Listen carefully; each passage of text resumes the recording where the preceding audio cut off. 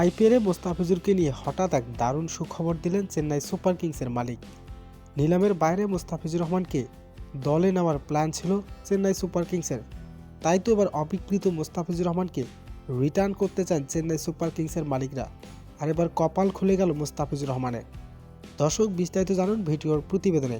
আইপিএলের মেগা নিলাম অকশনে মোস্তাফিজুর রহমানের নাম তোলানো হয়। সেখানে মোস্তাফিজুর রহমানের ভিত্তিমূলক ছিল 2 কোটি রুপি। মোস্তাফিজুরকে বিট করা হলেও তাকে নিয়ে কোনো আগ্রহ দেখায়নি ফ্রাঞ্চাইজি দলগুলো, এমনকি গতবারের খেলা চেন্নাই সুপার কিংসও। তাই তো এবার 2025 সালে আইপিএলে অবিকৃত থেকে যান কাটার মাস্টার মোস্তাফিজুর রহমান। তবে সবকিছুর অবসান ঘটিয়ে এবার মোস্তাফিজুরকে রিটার্ন করতে চায় চেন্নাই সুপার কিংস, এমন তথ্য নিশ্চিত করেছেন চেন্নাই সুপার কিংসের মালিকরা। চেন্নাই সুপার কিংসের মালিকরা জানান, আইপিএলের নিলামে নয়, নিলামের বাইরে মোস্তাফিজুর রহমানকে নেওয়ার প্ল্যান ছিল। তাই তো এবার মোস্তাফিজুর রহমানকে আইপিএলের মেগা অবসর নয়, আইপিএলের বাইরে এবার মোস্তাফিজুর রহমানকে দলে নিতে চায় চেন্নাই সুপার কিংস। আর এবার মোস্তাফিজুর রহমানের কপাল খুলে গেল। তাই তো এবার মোস্তাফিজুর রহমান আবার রিটার্ন করতে যাচ্ছেন চেন্নাই সুপার কিংস।